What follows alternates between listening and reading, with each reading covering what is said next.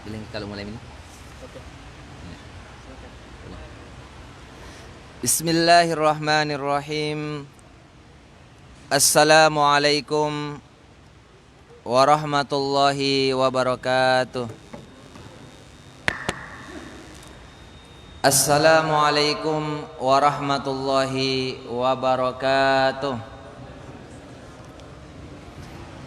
Alhamdulillah, alhamdulillahi hamdan katsiran thayyiban mubarakan fih. Wassalatu wassalamu ala asyrafil anbiya'i wal mursalin habibina wa maulana Muhammad wa ala alihi wa ashabihi ajma'in, amma ba'd. Ma'asyiral muslimin wal muslimat, jamaah Masjid Mujahidin yang dirahmati oleh Allah Subhanahu wa taala. Bismillah, pada kesempatan malam ini kami akan membahas salah satu kitab. Sebenarnya saya ini menggantikan Ustadz yang kita tahu setiap malam Rabu. Ustadz siapa? Malam Selasa. Yang sering hadir berarti tahu. Jadi saya biasa kalau menggantikan bertanya kepada panitia, mau bahas apa Pak? Terserah kita. Kalau sudah terserah kita berarti kadang memang kalau kata terserah itu susah. Ya. Kalau langsung ditentukan seperti sebelumnya kurban, oh jelas. Tapi kalau kata terserah, itu biasanya sangat susah. Kenapa? Karena yang lebih tahu kebutuhan jamaah yang ada di masjid adalah orang yang setiap hari di situ. Jadi saya selalu bertanya kalau menggantikan mau bahas apa. Tapi karena kata terserah, bayangkan itu kalau di rumah istri tak mau makan apa mak, terserah. Susah dijawab itu terserah. Iya.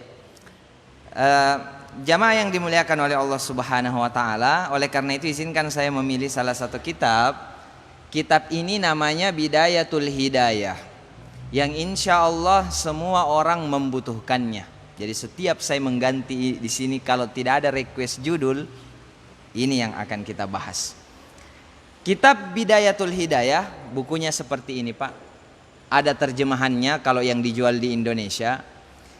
Kitab ini ditulis oleh Imam Hujjatul Islam Al-Ghazali rahimahullah.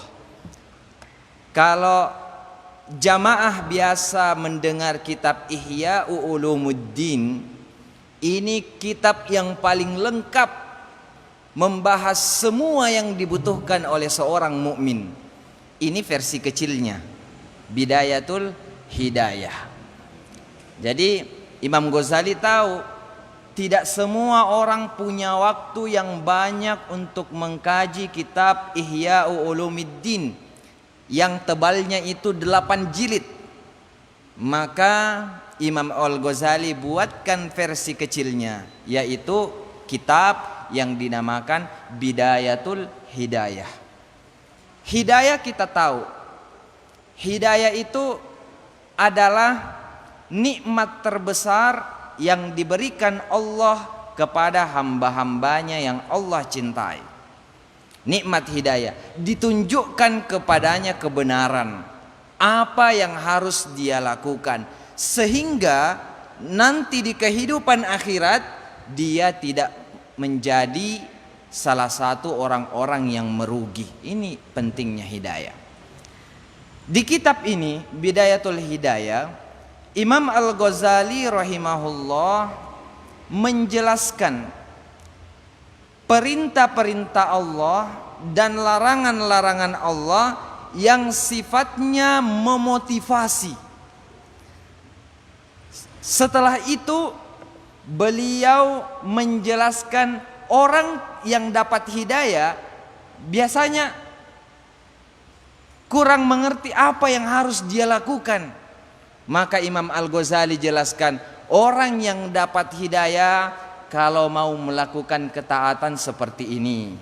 Kalau bangun dari tidur melakukan ini, kalau di pagi hari melakukan ini, ketika sholat, sholatnya harus seperti ini, ketika berpuasa, puasanya seperti ini, hatinya dibersihkan dari penyakit ini, dan tingkah lakunya haruslah seperti ini. Nah, ini yang coba dijelaskan oleh Imam Al-Ghazali rahimahullah. Bidayah itu artinya permulaan. Bidayatul hidayah, permulaan hidayah, yang bisa diartikan juga orang kalau baru dapat hidayah, nah ini yang dilakukan. Orang kalau mau memulai langkah menuju Allah, latihannya seperti ini. Itulah mungkin yang melatar belakangi Imam Al-Ghazali menamakan kitab ini sebagai Bidayatul Hidayah.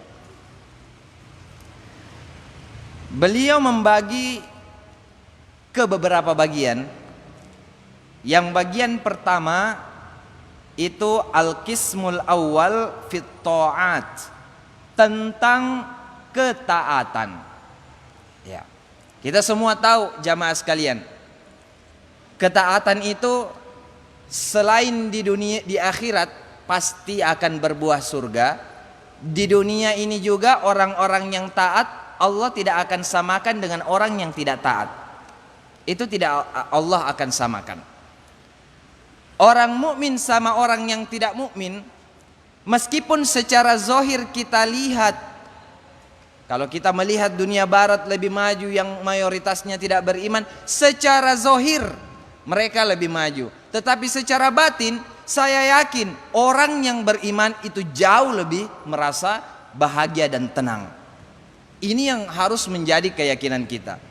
Jangan sampai kita tertipu melihat orang di Eropa, di Barat yang tidak sholat 5 waktu, yang tidak beriman kepada Allah, muncul pikiran seperti ini. Orang kalau tidak beriman hidupnya makmur-makmur. Itu secara zahir. Al-Quran mengatakan ya'lamuna zahiran minal hayatid dunya wahum anil akhirati hum ghafilun. Mereka itu orang yang tidak beriman, pandangannya itu terbatas dengan pandangan-pandangan yang zahir saja. Al-Quran bilang begitu. Wahum anil akhirah hum ghafilun. Sedangkan kehidupan yang nyata, kehidupan setelah kematian, mereka lalai. Jadi jangan kita mau sama, ya, di dalam memandang dunia ini, memandang yang zahir-zahir saja. Seandainya yang zahir itu cukup, maka tidak ada kita lihat orang di barat itu, orang-orang, lihat coba, orang barat itu kalau yang butuh keliling dunia, traveling, supaya apa? Healing katanya, supaya dia bisa merasa fresh kembali. Orang mukmin tidak perlu ke Singapura, tidak perlu ke mana namanya itu tempat, ke Eropa, ke Kapadokia, tidak perlu. Orang mukmin cuma cukup bangun tengah malam. Cukup bangun tengah malam, kasih bunyi alarm 3:30 atau jam 3, begitu bangun pergi berwudu dan sholat dengan khusyuk, yakin pasti dapat ketenangan di dalam sholatnya itu. Itu pasti, ya. Wa minal laili fatahajjad bihi nafilatan lak. Ya, inna nasyi'atal laili hiya asyaddu wata'an wa aqwamu qila.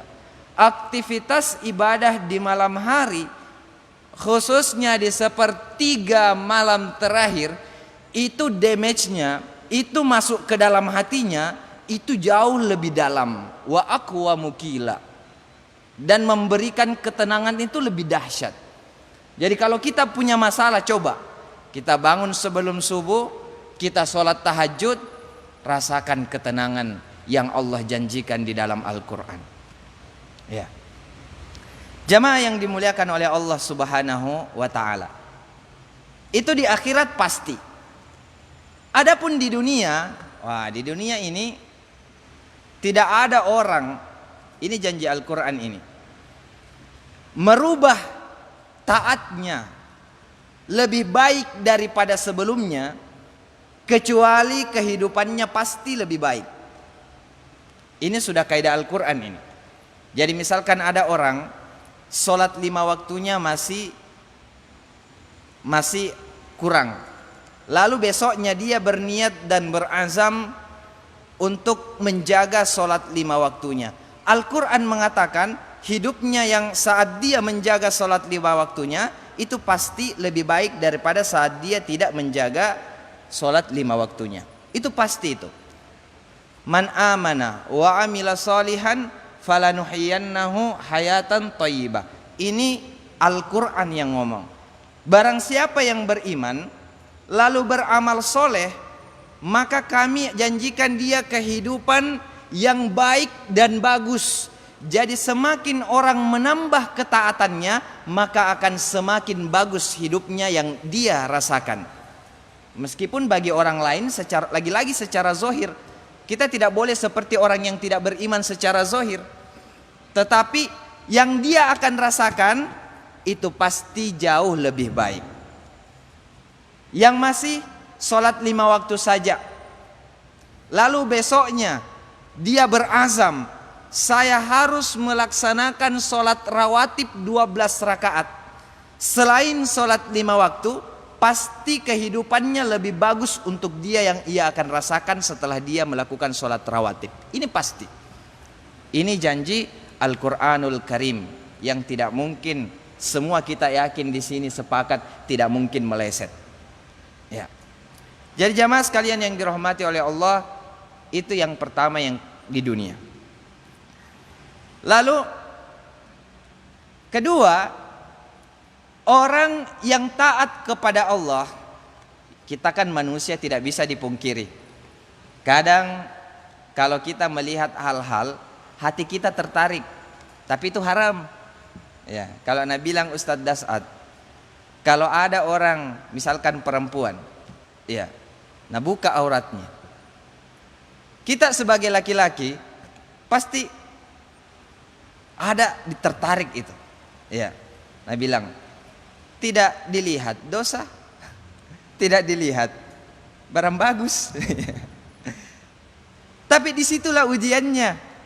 Ya, saat kita memilih untuk taat, apa kata Allah Subhanahu wa taala? Kata Rasulullah, orang yang meninggalkan sesuatu yang dilarang, padahal dirinya mau, tapi masih haram ini, lalu dia paksa dirinya untuk meninggalkan yang haram itu, ini janji Rasul ini.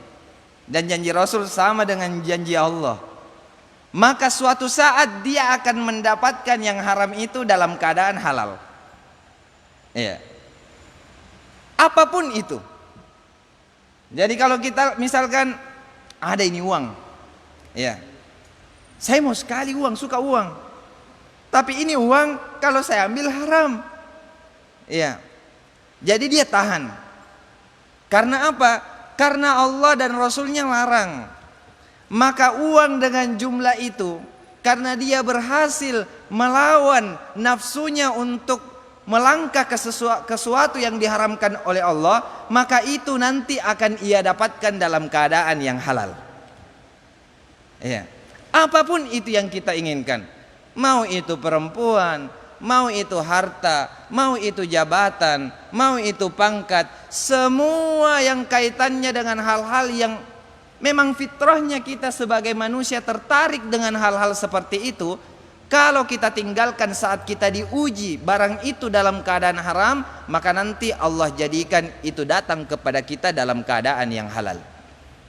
Jadi supaya menguatkan ini, ada suatu kisah yang terjadi di zaman Rasulullah Sallallahu Alaihi Wasallam. Jadi kisahnya ini, ada seorang laki-laki, dia punya profesi, skill, apa itu? Mencuri dan mencopet. Ya, ini di zaman Rasulullah Sallallahu Alaihi Wasallam.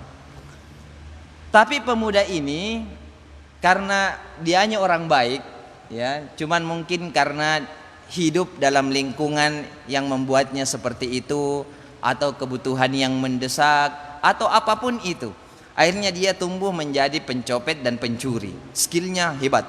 Ya. Suatu ketika saat Rasulullah Sallallahu Alaihi Wasallam berada di Madinah, Rasulullah mengajarkan akhlak-akhlak yang baik. Di antara perjanjian Rasulullah dengan kaum Ansor jangan mencuri. Ya, sampai di telinga pemuda ini telah datang seorang nabi yang masya Allah luar biasa. Jangankan mendengar perkataan yang belum saja berbicara, hati kita sudah tenang, pasti ini betul-betul nabi. Hanya suatu waktu dia berniat berjanji, saya tidak mau lagi mencuri, cukup. Ya, apalagi dia sudah diajar sama Rasul bahwa rezeki itu sudah ditanggung. Ya, pasti ada rezeki yang Allah sampaikan kepada aku. Jadi yang biasanya malam harinya dia isi untuk patroli, ini dia ganti. Dia pergi di masjid. Ya. Jadi begitu maghrib, kalau di masa jahiliyahnya, wah dia sudah bergentayangan. Dia incar rumah-rumah yang menjadi target operasinya. Tapi setelah ia memutuskan untuk taubat, setelah maghrib tinggal di masjid. Ya. Akhirnya karena dia tinggal di masjid, otomatis tidak ada pemasukan. Iya, dia tidak mencuri dan tidak ada pemasukan karena pemasukannya setiap hari mencuri. Akhirnya dia di masjid dari asar, maghrib, isya. Lalu setelah isya, setelah maghrib, Nabi ceramah sedikit. Mengatakan di antara isi ceramahnya Nabi, man taraka haraman lillah abdalahullah dzalikal haram bihalal. Barang siapa yang meninggalkan yang haram karena Allah, Allah akan menggantikan yang haram itu datang kepadanya dalam keadaan yang halal. Bilang itu pemuda, saya mina kena ini. Ya. Tapi di dalam hati. Ya. Setelah itu dia tinggal sholat maghrib, sholat isya. Ya. Setelah sholat isya, para sahabat beberapa sudah pulang ke rumahnya. Kalau Masjid Nabawi dulu Pak, maghrib isya itu ramai sekali. Ya. Sahabat memang gunakan untuk bertemu dengan Rasulullah. Tapi setelah isya, yang ada tinggal ahlu suffah, yang tinggal di masjid, Abu Hurairah dan kawan-kawan. Setelah sahabat sudah berkurang, Rasulullah masih ada yang baca Quran tapi sudah tidak banyak, ya. Ahlus suffah sudah mulai tidur. Pemuda ini merasa lapar, ya. Dari tadi pagi ini tidak ada pemasukan, ya. Saya tidak mencuri, lapar Pak. Ya, bukan main, tidak ada makanan ini, dari siang belum makan. Tapi dia yakin lagi, besok saya akan bekerja. Ya. Sudah stop, apapun itu yang penting bekerja, ada makan tidak ada yang pokoknya. Tapi malam ini sudah darurat Pak, lapar. Akhirnya dia duduk tetap tenang, berzikir, bertaubat dan beristighfar. Tiba-tiba dia terfikir, biasa saya kalau malam ini jalan ya. Sekarang saya sudah taubat. Tapi sebagai pencuri, mantan pencuri, saya tahu ini tempat beroperasinya para pencuri. Iya, jadi mau ceritanya bantu ini. Jadi dia bilang, dan ada beberapa rumah yang saya tahu dan saya kenal, itu sangat lalai, tingkat keamanannya rawan. Saya harus ingatkan. Iya. Akhirnya dia keluar. Ceritanya mau berbuat baik ini, berbuat baik. Akhirnya dia jalan dengan insting pencurinya. Dia tahu, oh rumah ini di dalam kegelapan karena waktu itu tidak ada lampu jalan Pak. Dan waktu itu kalau orang sudah tidur, sulonya itu sudah dimatikan dan itu sunnah. Jadi gelap memang. Dia tahu rumah ini pasti tidak terkunci. Begitu dia pegang ganggangnya, betul. Ya, insting pencurinya main. Dia bilang, saya masuk tidak ya? Saya harus ingatkan ini. Ya. Jadi dia ngetok-ngetok, assalamualaikum. Dia bilang lagi, kalau terlalu kecil suaraku, ya dia tidak dengar. Saya harus masuk ke dalam ingatkan. Akhirnya dia masuk. Karena ini orang lapar, niatnya apa Pak? Mau mengingatkan yang punya rumah. Ya. Karena ini orang lapar dan di atas meja ada terong yang tersimpan. Dia buka itu. Masya Allah, diuji. Mau sekali itu digigit dia terong. Itu terong. Lalu dia bilang, saya ini orang yang darurat. Isi hatinya bilang, Kalau saya makan sedikit, ya mungkin bisa, ya. Jadi dia cobek sedikit. Nah, begitu masuk sedikit, datang lagi malaikatnya. Tapi ini kamu bisa minta izin dulu, ya. Ini barang yang ada punyanya. Astagfirullah. Dia tutup lagi, dia coba cari itu yang punya rumah di dalam sambil mengendap-endap. Begitu dia masuk di dalam kamar, ternyata ini rumah hanya dihuni oleh seorang perempuan masih muda. Iya, dia masuk ke dalam kamar, bergetar lagi hatinya. Kenapa? Yang namanya perempuan kalau tidur masa pakai cadar? Ya, pasti ada yang terbuka, naik nafsunya. Tapi malaikatnya masih kuat. Dia bilang, astagfirullahaladzim, tidak boleh, tidak boleh. Jangan sampai bertambah lagi nih dosaku. Sudah pencuri, pezina lagi. Akhirnya dia berusaha menahan dirinya.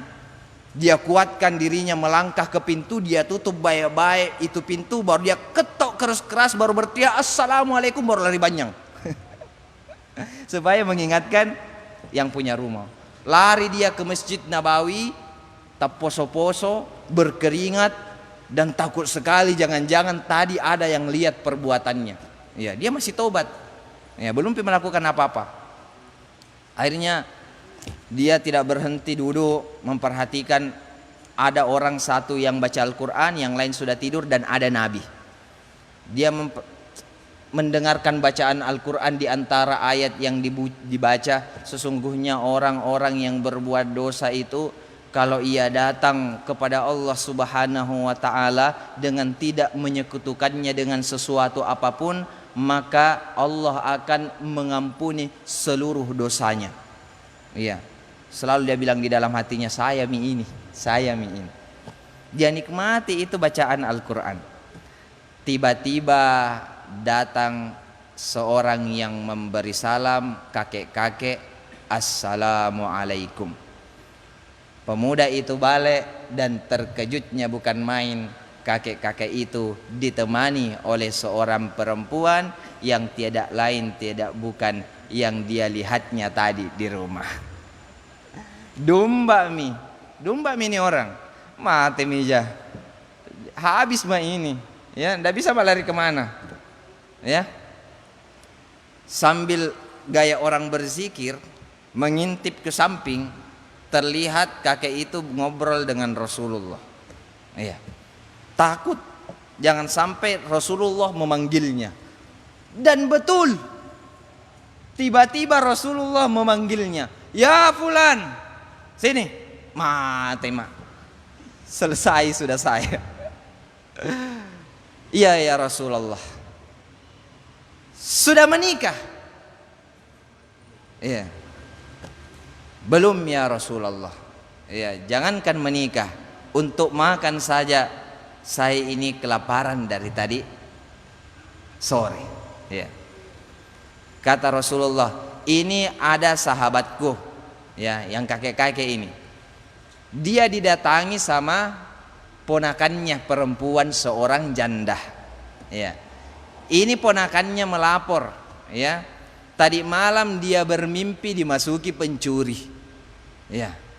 Setelah bangun, alhamdulillah tidak terjadi apa-apa. Karena perempuan ini takut, makanya dia pergi ke pamannya supaya dicarikan seorang suami, supaya ada yang jaga dia kalau malam. Ya. Kamu sudah menikah? Belum ya Rasul. Saya tidak punya istri dan tidak punya harta untuk menikah. Ya. Iya. Mau menikah? Dikasih tanya begitu, mau menikah? Ya. Dia menjawabnya tidak menjawab apa-apa. Mau tidak? Mau ya Rasul. Mau tunji pale. Kamu punya uang? Sudah saya bilang tadi ya Rasul tidak ada. Ya. Begini saja. Kamu tinggal sampai subuh. Nanti setelah subuh saya mintakan sahabat mengumpulkan uang untuk mas kawinmu. Ya. Jadi dia lihat itu. Akhirnya setelah subuh dilakukanlah pernikahan antara pemuda ini dan perempuan tadi. Ketika sudah menikah, karena dia tidak punya rumah, istrinya bilang, tidak usah khawatir suamiku. Ya, suamiku yang dulu itu orang kaya dan alhamdulillah setelah wafat meninggalkan warisan seperti rumah ini. Jadi jangan kamu khawatir kita tidak punya rumah. Berjalanlah dengan perempuan laki-laki ini dengan perempuan itu. Sampai di rumah istrinya bertanya, lapar ki suamiku? Iya lapar kak, ini dari kemarin tidak makan. Kebetulan ada terong di meja. Ya. Dibukakanlah itu terong, dia lihat cubek sedikit. Bilang itu istrinya, mohon maaf ini suamiku, ada kucing yang ambil ki sedikit. Dari sini kita bisa, siapa kucingnya tidak tahunya, bilang dia tadi itu kucingnya. Akhirnya ini pelajaran yang terjadi di zaman Rasulullah Sallallahu Alaihi Wasallam menggambarkan terong tadi haram waktu malam karena dia meninggalkan karena Allah, paginya terong itu jadi halal. Bukan hanya sampai di situ, karena dia sempat tertarik dengan perempuan itu, ya, karena dia meninggalkan syahwatnya, dia pergi karena takut kepada Allah, besoknya sudah halal itu perempuan. Ya. Seperti itu jamaah sekalian yang dirahmati oleh Allah. Inilah yang akan didapatkan oleh orang-orang yang taat kepada Allah di dunia. Ya.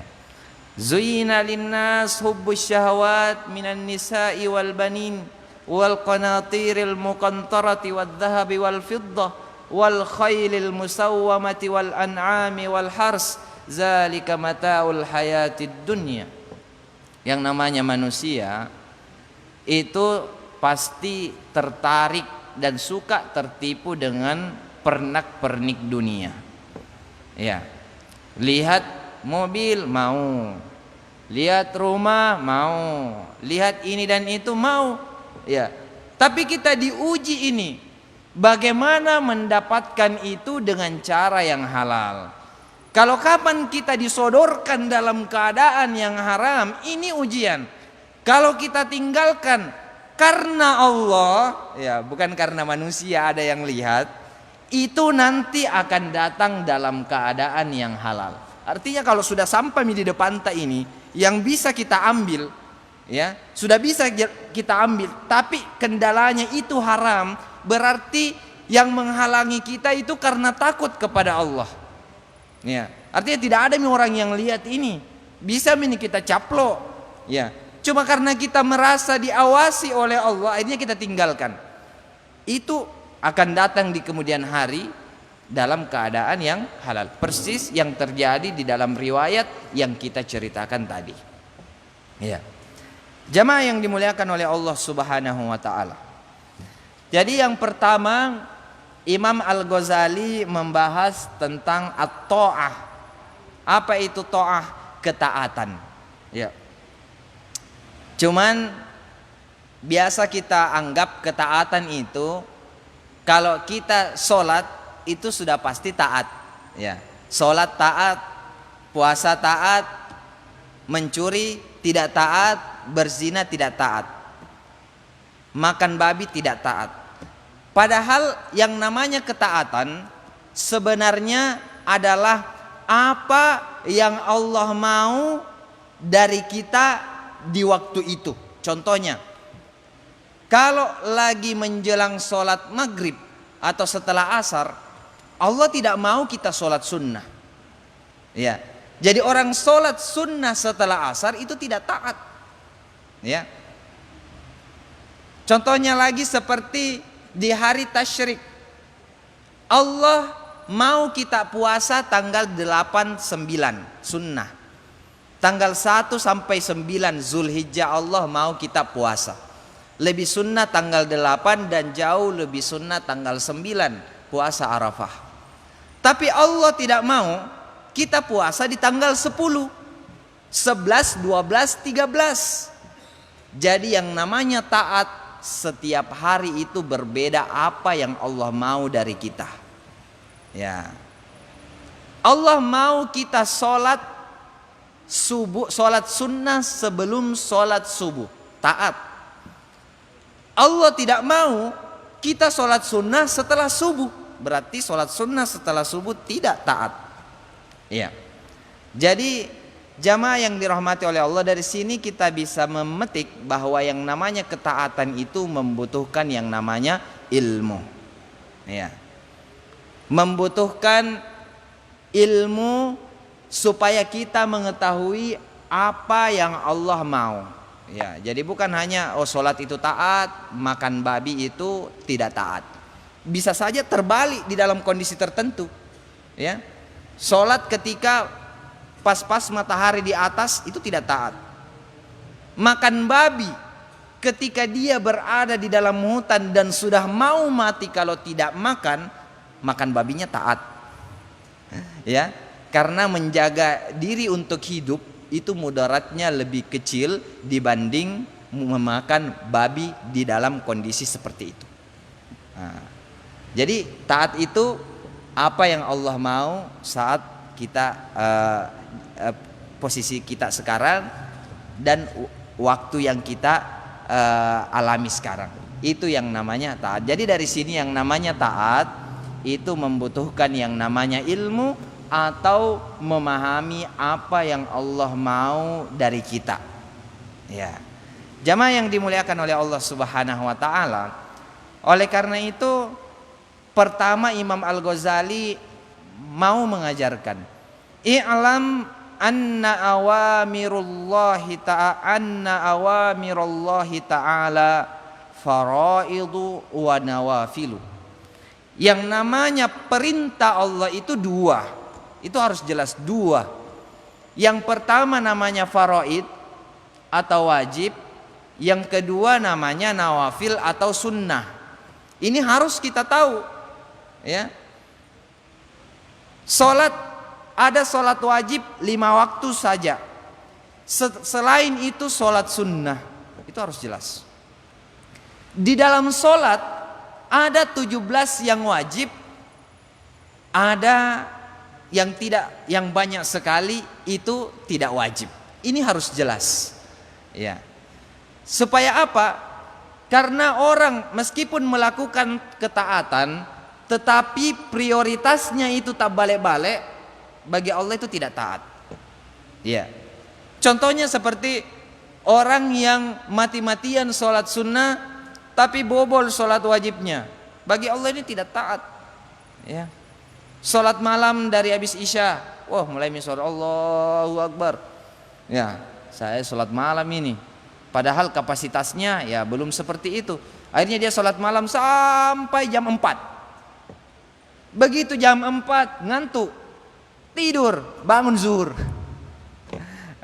Jadi ini hanya contoh saja meskipun jarang terjadi, tetapi artinya kita penting mengetahui prioritas supaya kita taat kita itu tepat sasaran seperti apa yang dimaui oleh Allah Subhanahu wa taala.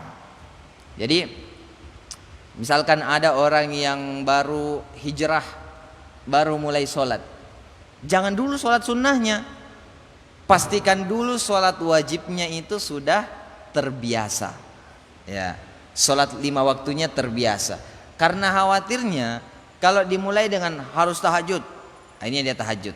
Ya, ternyata Islam itu berat ya. Ada sholat 5 waktunya, ada tahajudnya, ada ini susah. Akhirnya kembali lagi ke masa jahiliyah. Ya, jadi Imam Al-Ghazali mengatakan bahwa yang namanya perintah Allah apapun itu ada yang fardu, ada yang sunnah. Jadi hati-hati. Kata Imam Al-Ghazali, fal fardu ra'sul mal wa huwa aslut tijarah wa bihi tahsulun najah wan nafalu huwa ribah wa bihil fauzu fid darajat. Yang namanya fardu itu seperti ra'sul mal atau modal, wa huwa aslut tijarah, saat orang berdagang. Jadi ada orang berdagang pasti ada modal awalnya. Ya. Wa bihi tahsulun najah. Dan kesuksesan orang di dalam berdagang itu ditentukan modalnya aman atau keberlangsungannya orang usahanya itu jalan terus, itu setelah dipastikan modalnya aman tidak? Ya. Kalau modalnya sudah habis, sudah dipastikan bangkrut. Ya. Begitupun dengan ibadah kita. Yang namanya fardu atau kewajiban itu harus aman dulu, karena ini adalah jaminan keselamatan seseorang di akhirat. Ini jaminannya. Kewajiban yang Allah wajibkan kepada hamba. Salat cuma 5, ya. Kecuali kalau dia sendiri yang tambah. Bagaimana seseorang menambah salat wajibnya? Ketika dia mengatakan, ya Allah, kalau saya sehat, saya akan salat 2 rakaat di Masjidil Haram. Berarti bertambah salat wajibnya dia. Ya. Kalau ketika dia bernazar, bertambah.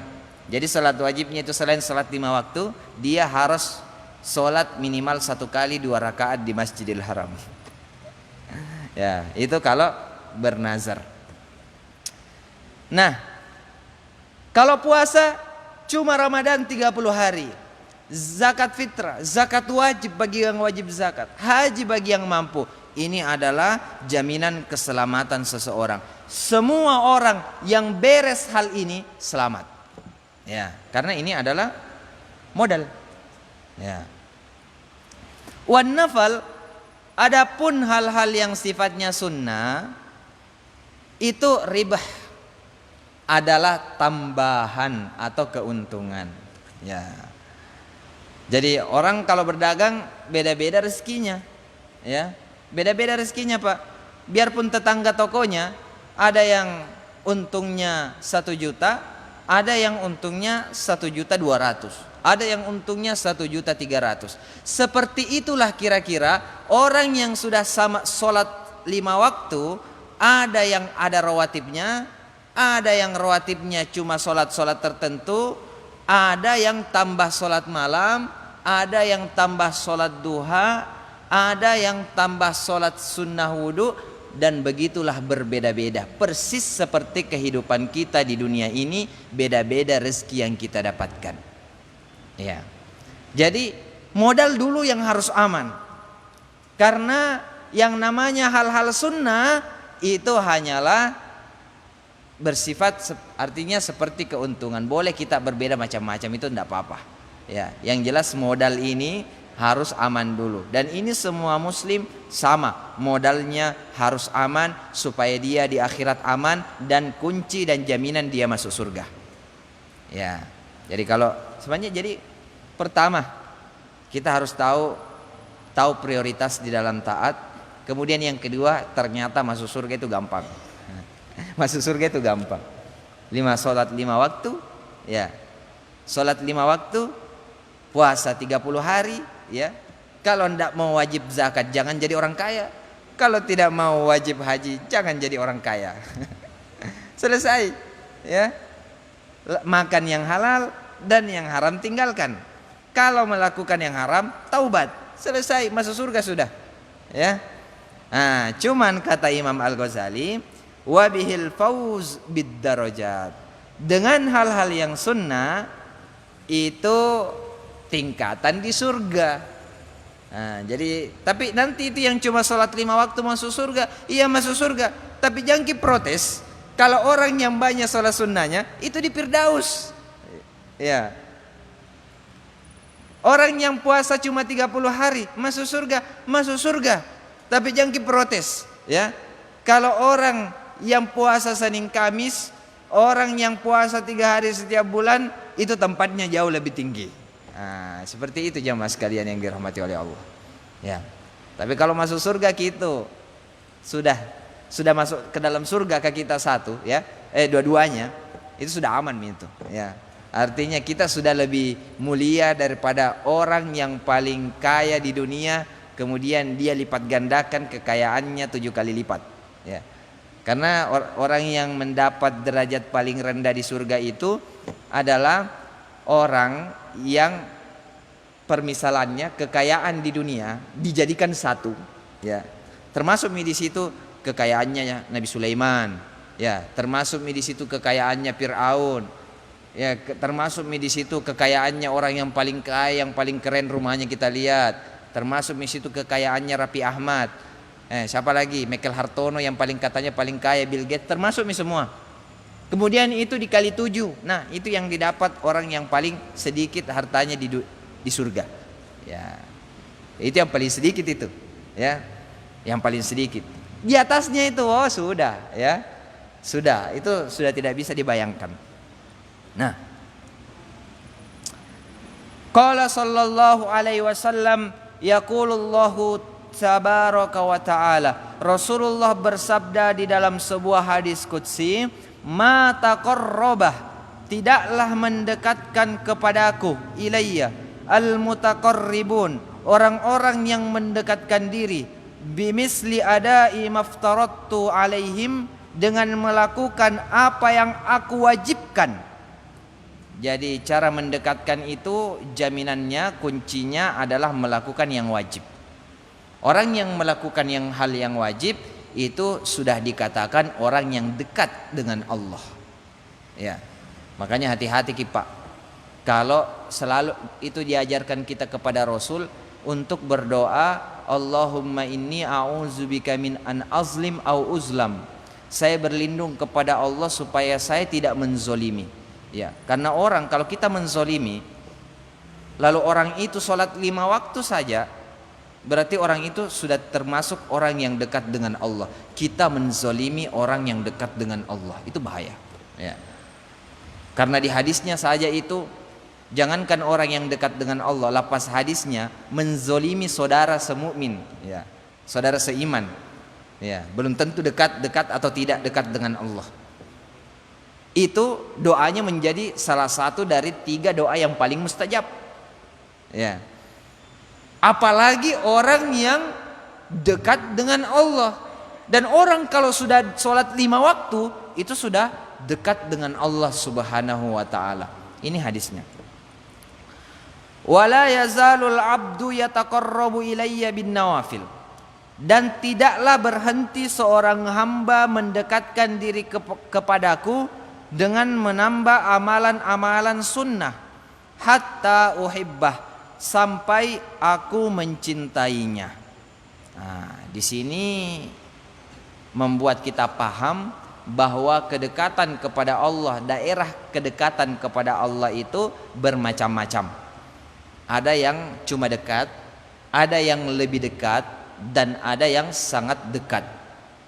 Ya. Faida ahbabtu, jadi yang sangat dekat itu masuk kategori ahbabtu. Orang bukan hanya dekat kepada Allah, tapi dia juga sudah dikatakan kekasih Allah. Ahbabtu, kecintaan Allah. Siapa itu? Ya, jadi katanya orang itu kalau sudah melakukan yang wajib, dia sudah dekat dengan Allah. Saat yang wajib ini dia tambah dengan sunnah, semakin dia tambah, semakin dia membuat dirinya dicintai oleh Allah. Semakin banyak hal sunnah itu, semakin dia dicintai oleh Allah. Lalu bagaimana ketika seseorang dicintai oleh Allah puncaknya? Fa idza ahbabtuhu kuntu sam'ahu alladhi yasma'u bih. Orang kalau sudah saya cintai, kata Allah, maka aku menjadi pendengaran yang ia gunakan dengan saat ia mendengar. Nah, bagaimana maksudnya itu? Artinya kita tahu Allah Maha mendengar, ya. Pendengarannya itu Allah. Artinya Allah memberikan keistimewaan, dia bisa mendengar apa-apa yang mungkin bagi orang lain itu tidak didengar. Ya. Itu yang kita pahami dari hadis ini. Wa basarahu alladhi yubsiru bih, dan penglihatannya adalah saya, kata Allah. Artinya saya ketika dia memandang, dia bisa melihat sesuatu, ditambahkan penglihatannya sama Allah. Makanya ada hadis Nabi, farasatul mu'min la tukhti. Ya, ittaqi farasatal mu'min. Yang namanya firasatnya orang mukmin itu tidak akan salah, tidak akan meleset. Di hadis yang lain, ittaqi farasatal mu'min, hati-hati dengan firasatnya orang mukmin.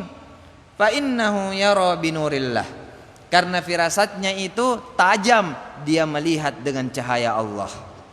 Ya, jadi orang ini siapa ini? Ini yang amalan sunnahnya dia terus melakukan. Setelah amalan wajibnya aman, dia terus melakukan amalan sunnah, mendekatkan diri kepada Allah, mendekat, akhirnya dia sampai menjadi orang uhibbuh, orang yang dicintai oleh Allah. Walisanahu alladhi yantiqu bih, dan lidahnya itu adalah saya, kata Allah. Artinya ketika dia berbicara, perkataannya bisa menembus apa-apa yang tidak ditembus oleh orang lain. Ya. Mungkin kalau bicara enak kedengaran, kalau dia menasehati sampai, kalau dia berbicara langsung dipercaya. Ya, kalau dia sales, closing langsung deal. Itu. Jadi kalau ada marketer di sini, amankan sholat wajib dan tambah terus sholat sunnah. Kuntu lisanahul ladzi yantiqu bih. Allah akan buat lisannya itu berbicara dan mengambil keindahan dan kehebatan dari maha berbicaranya Allah Subhanahu wa ta'ala. Kalau kita misalkan seorang pengacara, ya, perbanyak sholat sunnah, aman dulu sholat wajib. Ya, nanti kalau menjelaskannya bisa jauh lebih jelas, jauh bisa lebih menolong orang, ya, jauh bisa membuat kebermanfaatan dan lain-lain. Kalau kita seorang pemimpin atau orang yang biasa berbicara di depan umum, biasa menasehati, amankan ibadah wajib dan tingkatkan ibadah sunnah. Ini wasiatnya hadis qudsi ini. Wa yadahul lati yabtishu biha, dan tangannya itu adalah saya. Ya, jadi apa yang biasa digunakan oleh tangan itu bagi orang kekasih Allah, dia bisa melakukan hal-hal yang bagi kebanyakan manusia yang tidak sampai pada derajatnya dia sebagai kekasih Allah itu sulit. Ya, kenapa? Ini kekasihnya Allah ini. Maunya Allah, dia mau diapakan? Ya, penglihatannya mau dikasih seperti apa? Speknya mau dikasih seperti apa? Pendengarannya seperti apa? Ya, tangannya seperti apa? Kalau dia membuat sesuatu bisa seperti apa? Ya. Ini ketika seseorang itu sudah dicintai oleh Allah Subhanahu wa taala. Wa rijlahul lati yamshi biha, dan kakinya yang ia gunakan dalam berjalan. Kalau dia adalah kekasih Allah, Allah jadikan kakinya itu dia, ya. Artinya dia bisa melakukan hal-hal yang berkah, yang banyak berkahnya. Walan tasila ayyuhat talib ilal qiyami bi awamirillahi ta'ala illa bi muraqabati qalbik wa jawarihik fi lahadhatik wa anfasik. Dan kata Imam Al-Ghazali, sekali-kali engkau tidak akan sampai pada derajat melakukan perintah Allah Subhanahu wa ta'ala kecuali pertama kali engkau melatih hatimu dengan muraqabah dan jasmanimu dengan muraqabah yang baik. Artinya kita selalu introspeksi hati kita. Ini pertama. Yang kedua adalah mengintrospeksi perbuatan kita. Ini yang kedua. Jadi orang yang taat itu selalu dia periksa hatinya. Persis orang yang kalau mau pergi acara, orang yang rapi dia periksa bajunya. Ya, sudah disetrika belum? Sudah wangi belum? Sudah tak kancing semua belum? Tidak ada yang salah masuk. Ya, serasi gini pakaianku. Sudah mini disemir sepatuku. Orang yang taat seperti itu sama hatinya. Ya, dia periksa. Tidak ada jika itu di hatiku syirik. Tidak ada jika itu di hatiku buruk sangka kepada Allah, buruk sangka kepada orang lain, dendam, sombong, riya. Itu orang yang taat mulanya saat orang itu akan dapat hidayah, itu akan selalu terbiasa memeriksa hatinya seperti dia memeriksa penampilannya saat hendak keluar rumah. Ya. Jamaah yang dimuliakan oleh Allah Subhanahu wa taala, kayaknya sudah bunyi masjid. Jamadi ya. Jadi kita akhirkan dulu sampai di sini kajian kita pada malam hari ini. Untuk kita bersiap-siap melaksanakan ibadah sholat isya. Mudah-mudahan apa yang disampaikan ini bisa bermanfaat untuk kita semua dan bernilai ibadah di sisi Allah Subhanahu wa taala. Hadanallah wa iyyakum ajma'in. Wassalamualaikum warahmatullahi wabarakatuh.